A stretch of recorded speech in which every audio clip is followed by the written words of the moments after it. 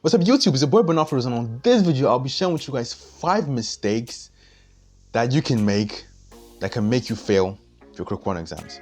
And please guys, don't forget to like if you like this video and subscribe if you like this type of content, and let's get into it. Now the first mistake that you could make that can make you fail is underestimating the exam. Now a lot of people fall into the trap thinking that krok 1 is like a very easy exam that you could just do booklets for like 2 months and write the exam and automatically you pass, like as easy as pie. But wrong. Now given that, okay, true, krok 1 may not be as, should I say, as complex or as intricate as some medical exams, let's say USMLE, but it's still not child's play. You're still gonna fail if you not give it a level of importance as you would any other important exam, important medical exam for that matter. This eventually leads us to the next mistake people make, is late preparation. Now I kid you not, some people actually start preparing for krok 1 exams a month before the exams, and they basically expect a miracle to happen, and actually sometimes God might actually come through for them, but most of the time reality actually does set in and the end result might be quite lugubrious, actually disheartening. Now I don't mean to sound cynical or anything, but you cannot really expect to pass krok 1 with just 1 month of preparation or less than 2 months of preparation. And okay, unless you're some Cal XY or your connect game, your connection level is on a different level, you're not on our level or anything like that, then you can actually stand a chance of actually running it that way. But if you're like most people, for any exam for that matter, less than 2 months of preparation, oh my god, that's if you're about to make that mistake, please don't, because actually 2 months before the exam is around the time you should be planning on even rounding up preparations and even take a week off before the day of the exam to just chill and just relax your mind, because it's going to be very difficult to actually move the needle with such a limited amount of time. And I've noticed that late preparation is actually one of the main reasons why a lot of people actually end up failing the exam. It's not like they're not smart or anything, but they just started really late to actually even open the booklets, to even do something. Now the next mistake people actually make is not preparing for classes.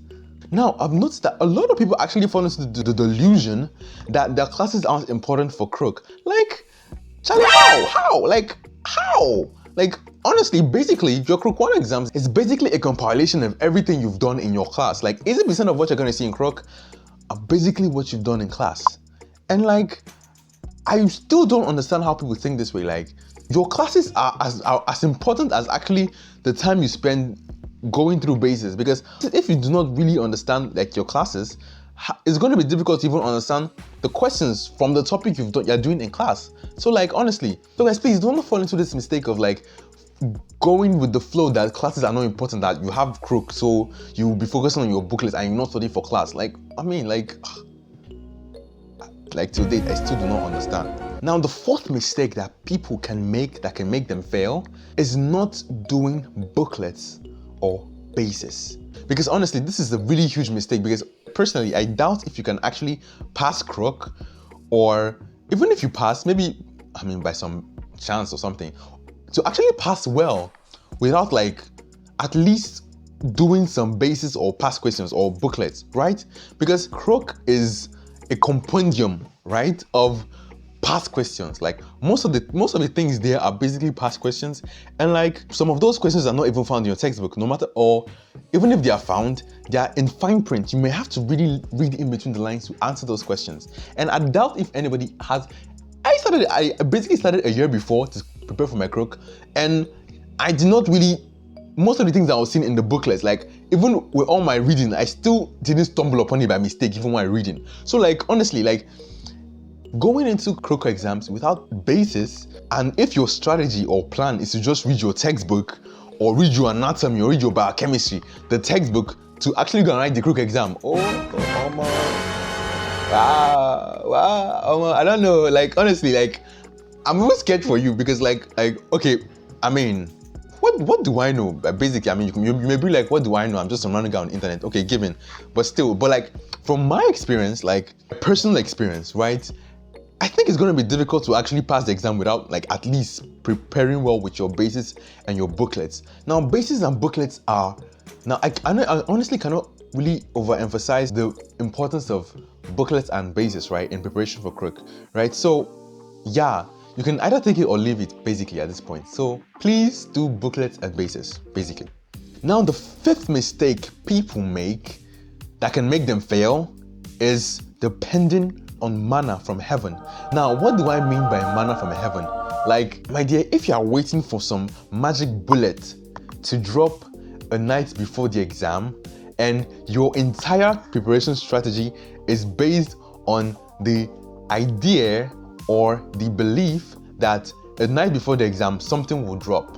With that kind of mindset, you're basically building your entire future, if I may put it. Okay, not really your entire future, but like you're basically staking the chance whether you're going to repeat a year or not on some, I don't know, on some probability. You're basically gambling your life away. If like that's like the only word I can think of that describes that scenario, right? You're basically gambling, because if by mistake the thing eventually drops and it don't really reach your side, or doesn't even drop at all, and like, what are you gonna do?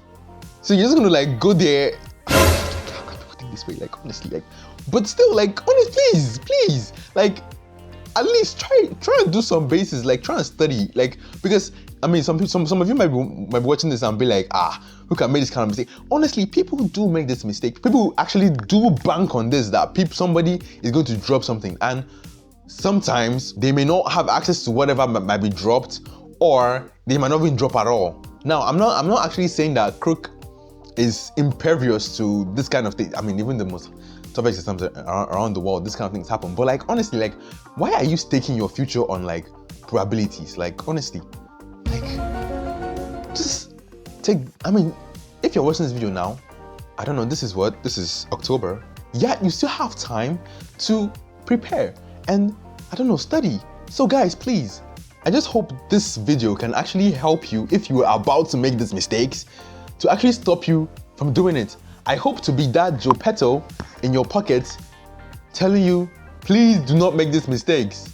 You might fail, and yeah, please. And yeah.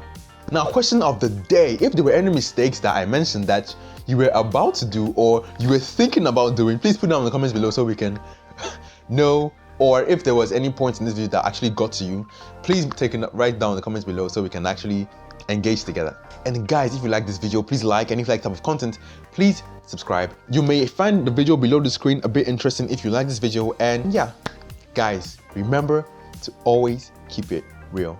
Bye guys.